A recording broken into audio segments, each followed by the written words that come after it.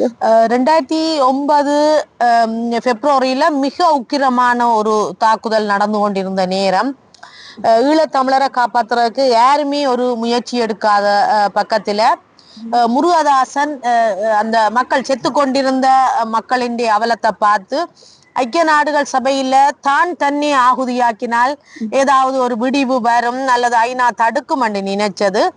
ஆனால் போர் தொடங்கிக்கு ஐக்கிய நாடுகள் சபை எங்களுடைய வன்னி தொகுதியிலிருந்து வெளியேறிவிட்டது.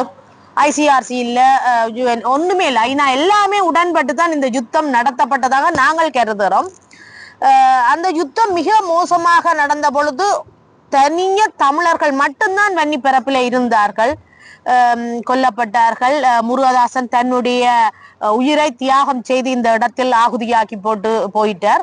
இன்றைக்கு 16 வருடங்கள் கடந்து இன்றைக்கும் ஐக்கிய நாடுகள் சபை ஈழத்தமிழர்களுக்கான நீதியை தந்து விடவில்லை. அது ஒரு பெரிய வேதனை. ஏனென்றால் இவர்கள் இறக்கின்ற பொழுது ஏதோ ஐக்கிய நாடுகள் சபை ஈழத்தமிழர்களுக்கு ஒரு காப்பாற்றி விடும் அல்லது நியாயத்தை பெற்றுக் கொடுக்கும் என்று எதிர்பார்த்து இந்த மண் இதுல மடிந்தார்கள்.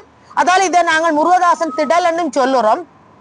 ஆனால் இன்று வரை ஐக்கிய நாடுகள் சபை ஈழத்தமிழர்கள் விடயத்தில் கண்டும் காணாத மாதிரி இருக்கிறது ஒரு கவலை அளிக்கிறது. ஏற்கனவே ரஷ்யா உக்ரைன் மீது நடத்துகிற தாக்குதலை இன அழிப்பு என்று பேசுகின்ற உலகம் இத்தனை நாட்டு கொடிகளும் இருக்கிற பொழுது ஈழத்தமிழர்கள் செத்த பொழுதும் இன்றைக்கு கட்டமைக்கப்பட்ட இன அழிப்புக்குள்ளாகி கொண்டிருக்கின்ற பொழுதும் கண்டுகொள்ளாமல் இருப்பது என்பது ஈழத்தமிழர்களுக்கு மிகவும் கவலையான விடயமாகத்தான் இருக்கு.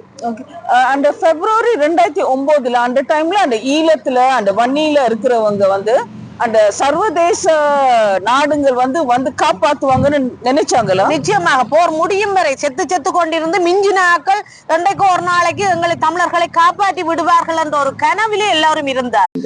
2009 பிப்ரவரியில மிக உக்கிரமான ஒரு தாக்குதல் நடந்து கொண்டிருந்த நேரம் ஈழத்தமிழரை காப்பாத்துறதுக்கு யாருமே ஒரு முயற்சி எடுக்காத பக்கத்துல முருகதாசன் அந்த மக்கள் செத்து கொண்டிருந்த மக்களின் அவலத்தை பார்த்து ஐக்கிய நாடுகள் சபையில தான் தன்னை ஆகுதியாக்கினால் ஏதாவது ஒரு விடிவு வரும் அல்லது ஐநா தடுக்கும் என்று நினைச்சது.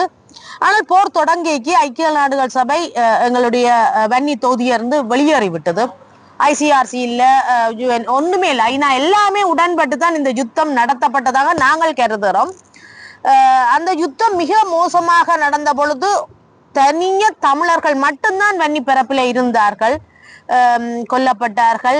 முருகதாசன் தன்னுடைய உயிரை தியாகம் செய்து இந்த இடத்தில் ஆகுதியாக்கி போட்டு போயிட்டார். இன்றைக்கு 16 வருடங்கள் கடந்து இன்றைக்கும் ஐக்கிய நாடுகள் சபை